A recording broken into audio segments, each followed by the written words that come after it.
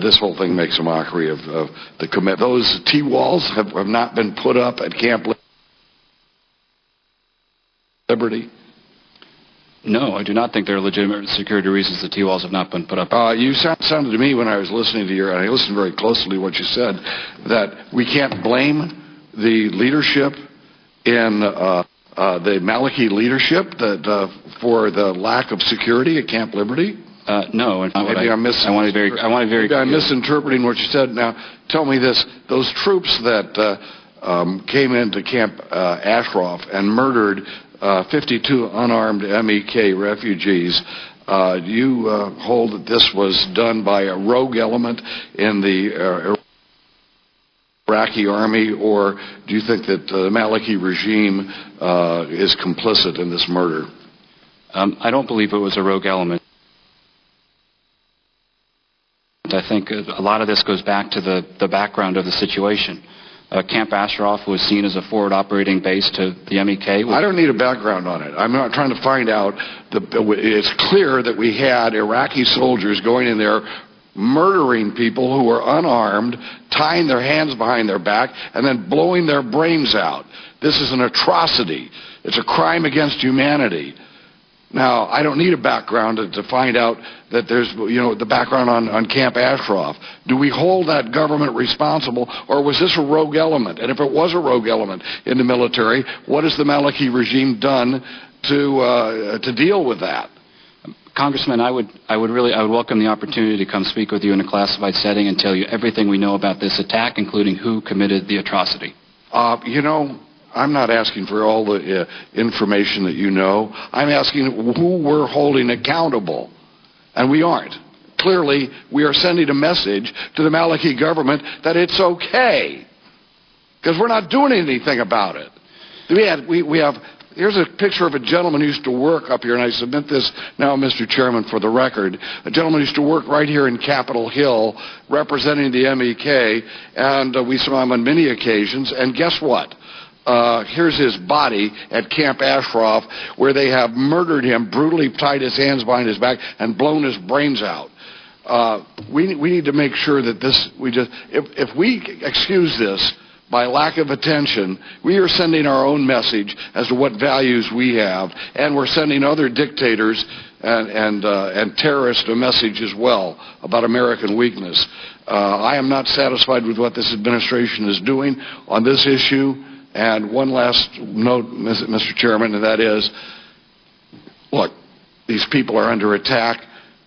I think at the very least, this is my opinion right now on this, we should take the people in at Camp Liberty. Let's just take them in. Is there a reason why I'm going to have refugees? Is there some reason that we should not give them political asylum? Do you just want to answer the question that Mr. Rohrabacher had asked you about the administration's position on asylum for these folks? There are processes that are under discussion, and I'm happy to discuss that with you and follow up, but a legislative fix on some of these issues is something that we would look at. Judge Poe of Texas.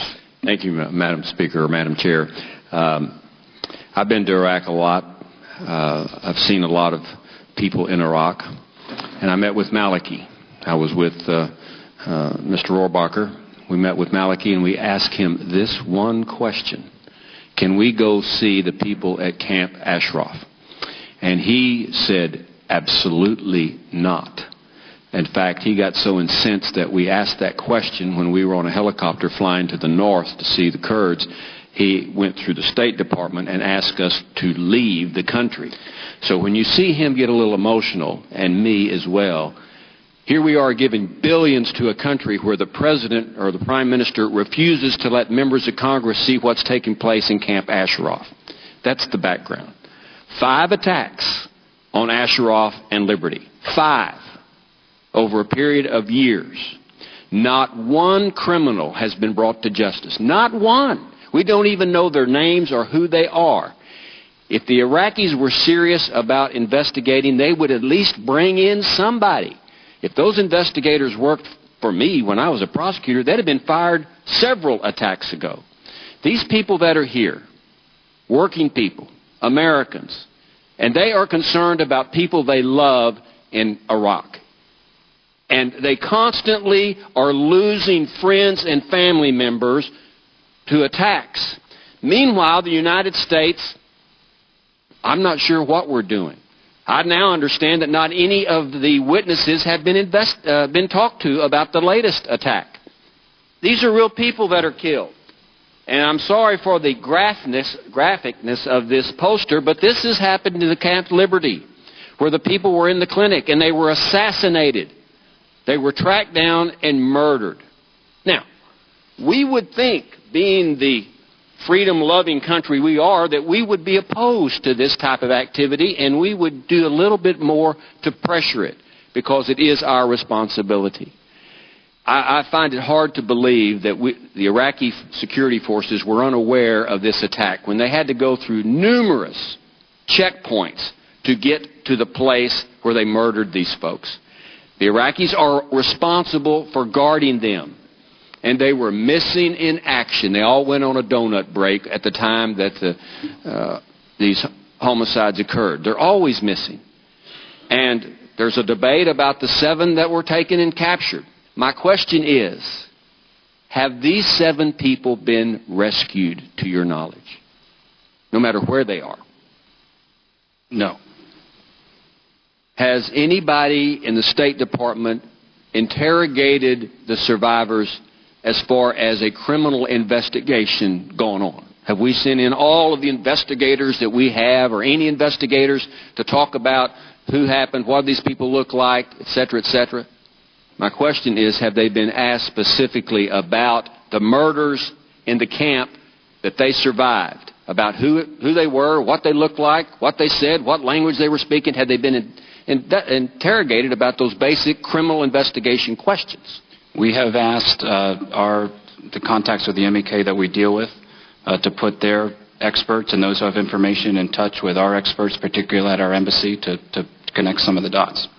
So what do we tell these folks, that freedom-loving folks that are, and they know what they're waiting for?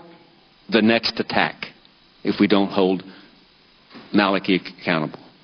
I just want to make this comment. I don't know if you've seen this letter or not, but 44 of us, 22 Democrats and 22 Republicans, have sent a letter to the President of the United States saying no more money to Iraq until there's accountability for the murders in Camp Ashraf. Have you seen that letter? I have seen that letter. Okay. Yes. Thank you, Madam Chair. I yield back. Thank you very much. Ms. Jackson Lee is recognized.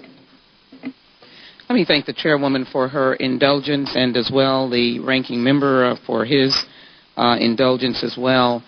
I would say, Mr. Secretary, many of us have been down this road before, and I will say that in engaging the administration, I have received 2 a.m. phone calls. I've received phone calls from the envoy who was in Iraq on these crisis issues.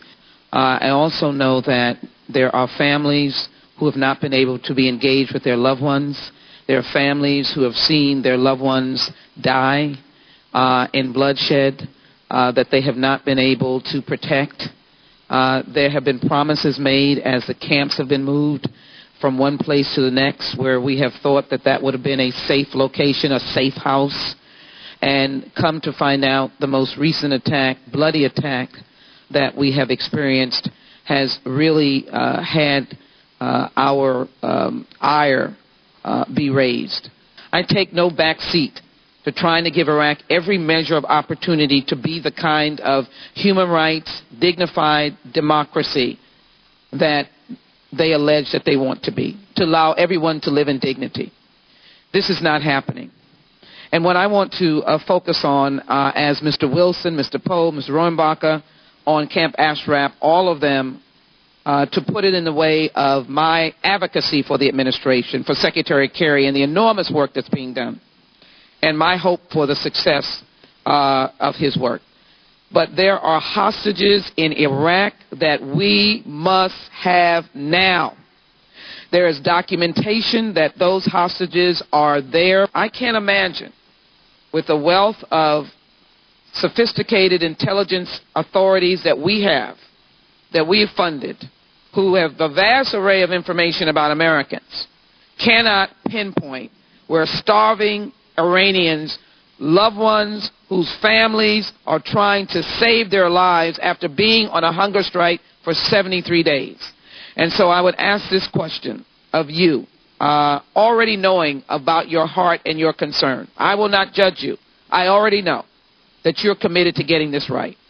Will you demand of Malachi, not next week, not months from now, but can we expect in the next 48 hours a call to the head of the government of Iraq demanding the release of these hostages and demanding for their release now? Or the documented, undeniable evidence that they are not held within the bounds of Iraq? Second, would you be engaged with, or the Secretary be engaged with, and I have spoken to Secretary Kerry, I know his heart, with Malachi to demand the security of those in Camp Ashraf for now and forever? Congresswoman, thank you, and thank you for your engagement on all of these issues. And I know we've had conversations at particularly difficult times. I want to thank you personally.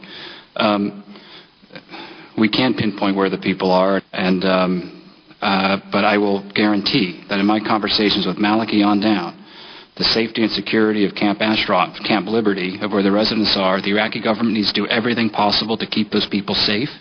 And we don't want anyone else to get hurt. We don't want any more Americans to get hurt in Iraq. We don't want any more Iraqis to get hurt in Iraq. And we don't want any more residents of Camp Liberty to get hurt in Iraq. This is an international crisis, and we need international help and support. May I just have a moment more to follow up, Mr. McGurk, Secretary McGurk, and I hear the passion in your voice. But let me just say this. We're in an open hearing. You know where they are. Who is going to rescue them? Whose responsibility will it be to get them from where they are into safe haven? Because otherwise we're leaving Malachi now without responsibility. Let me just say that when my government speaks, I try with my best heart and mind to believe it. But I've got to see them alive and well to believe that they're not where I think they are, but they're in a pointed purse. I'm glad to hear that. But I want them to be safe, but I want them to be in the arms of their loved ones, or at least able to be recognized by their loved one that they're safe somewhere. So can that be done in the next 48 hours? Can we have a manner that indicates that they are safe? Thank you very much. Thank you, Mr. Jackson Lee. Thank Mr. you very McGurk, much. thank you very much for your testimony. Thank all the witnesses in the audience for your participation. Thank you.